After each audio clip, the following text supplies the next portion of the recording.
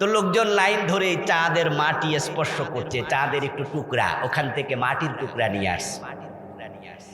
বিজ্ঞান বলতেছে চাঁদ ছোঁয়া যায়, ধরা যায়, চাঁদে যাওয়া যায়, চাঁদের পিঠে নামা যায়। তারা চাঁদ পর্যন্ত এবার গেল, ঢোকে নাই। এজন্য আমাদের সন্দেহ আরো বাইরে যাইতেছে আগেরটা সঠিক কিনা আল্লাহ জানে, নাকি পৃথিবীর মানুষকে তারা বোকা বানাচ্ছে। মহাকাশ নিয়ে যারা গবেষণা করে, অ্যাস্ট্রোনমি, কসমোলজি, মহাজাগতিক বিজ্ঞান, আমেরিকার নাসা যারা মহাকাশ নিয়ে গবেষণা করছে, ওই নাসার অধিকাংশ বিজ্ঞানী হচ্ছে খ্রিস্টান, ইহুদি, আবার কেউ নাস্তিক, ভিন্ন ধর্মেরও আছে। সেখানকার গবেষকদের মাঝে মুসলিমের সংখ্যা খুবই কম। আর নাসার বিজ্ঞানীরা আজ পর্যন্ত, এখন পর্যন্ত তারা আকাশ স্বীকার করে না, তারা বলে মহাশূন্য।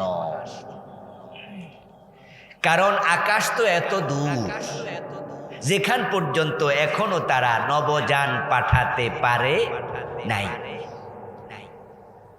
গত কয়দিন আগে দেখেছেন যে 4 জন নভোচারী তারা চাঁদে গেছে। যারা শুনেছেন তারা একটু আওয়াজ দেন। শুনেছেন? তাহলে বোঝা গেল সাতক্ষীরার মানুষ সচেতন আছে, অনেকেই শুনেছে। ওই নভোচারী 4 জন তারা এখনো পৃথিবীতে ফিরে আসেন নাই, এটা তো জানেন নাকি? তারা রওনা দিয়েছেন, গতকালকে তারা রওনা দিয়েছেন। তারা চাঁদে নামেন নাই এবার। একবার নাকি তারা চাঁদে গেছে, আল্লাহ ভালো জানে। এবার কিন্তু যায় নাই, তাও গেছে 62 বছর 60 বছর আগে। এটা ফাউল টক কিনা আমি জানি না। ওই যে নীল আর্মস্ট্রং চাঁদে গেছে, এরপরে আজ পর্যন্ত আর নাসার বিজ্ঞানীরাও কাউকে চাঁদে পাঠায় নাই। অথচ বিজ্ঞানের জয়যাত্রা, গবেষণা দিন দিন কমতেছে না বাড়তেছে? যা বোঝেন তা বলেন, বাড়তেছে। আজ থেকে 100 বছর আগে মোবাইলটা ছিল, নতুন গবেষণা এসেছে। কম্পিউটার আজ থেকে 200 বছর আগে ছিল না।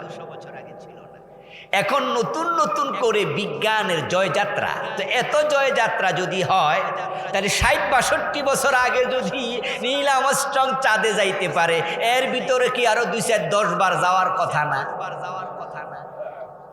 কথা বলে না কেন লোকেরা? আরো 2-4-10 বার যাওয়ার কথা না? আচ্ছা, এর ভিতর আর কেউ গেল না কেন? আচ্ছা, গেল না।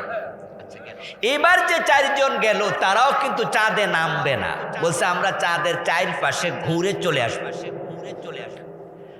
যদি চাঁদে তারা আগে নামতো, এইবারও নামার সুযোগ থাকতো, তো ঘুরে আইয়ে কেন? একটু নাইমেও তো আইতে পারতো।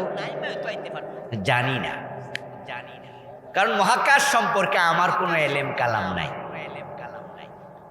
তবে আমি আমেরিকার নাসার গবেষণার সবচেয়ে বড় বড় 2টি জাদুঘরে আল্লাহ আমাকে যাওয়ার সুযোগ দিয়েছে।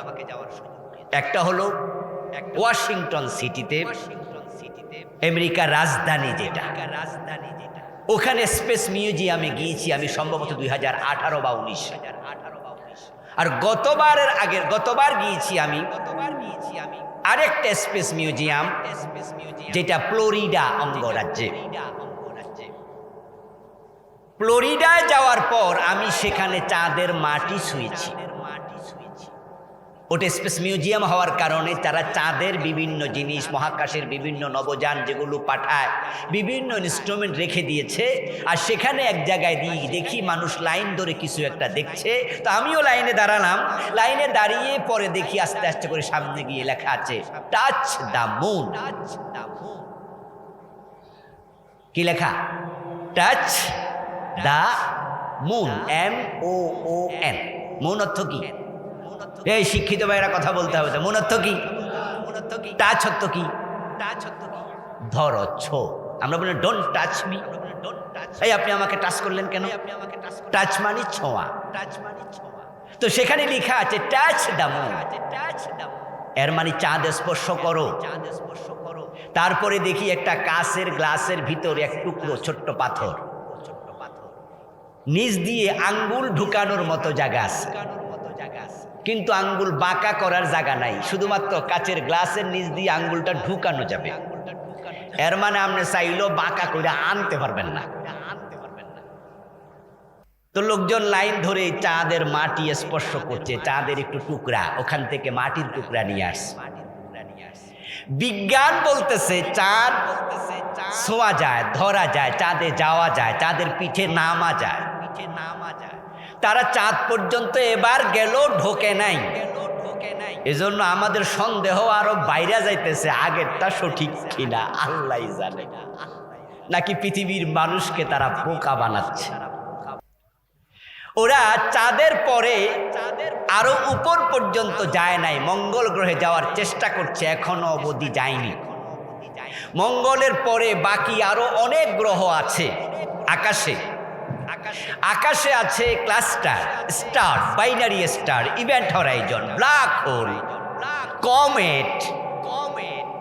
আকাশে নীহারিকা পুঞ্জ, আকাশে আছে কোটি কোটি তারকা।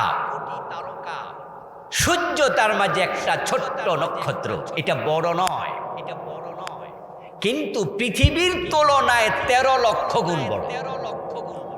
আকাশে থাকা অসংখ্য নক্ষত্রের তুলনায় এটা কোটি কোটি গুণ ছোট। আকাশে সূর্যের চেয়ে কোটি গুণ বড় নক্ষত্র আছে, যেটা নাসার বিজ্ঞানীরা বলছে। এখন সেই নক্ষত্রগুলো যাহা আছে সব পার হওয়ার পরে হলো প্রথম আকাশ।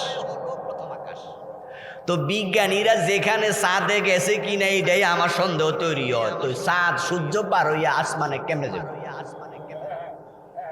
Quite impossible. কারণ সূর্য পৃথিবীর তুলনায় 13 লক্ষ গুণ বড় হওয়ার কারণে এই সূর্য পার হয়ে যাওয়া সহজ নয়। পৃথিবী থেকে যাওয়া লাগবে তো। সূর্যের ভিতরে তাপমাত্রা হলো 1,40,00,000 ডিগ্রি সেলসিয়াস। অথচ এই যে লোহা, এই লোহা বানানো হয়, লোহা গলিয়ে আবার লোহা বানায়, পুরান লোহা গলায়া নতুন লোহা বানায়। লোহার বিশাল বড় বড় পাত আগুনে দিলে আগুন তাকে মোমের মতো গলায়া দেয়, নতুন করে আবার 3 সুতা, 5 সুতা, 1 সুতা, 8 সুতা, 10 সুতা রড হয়, তার হয়।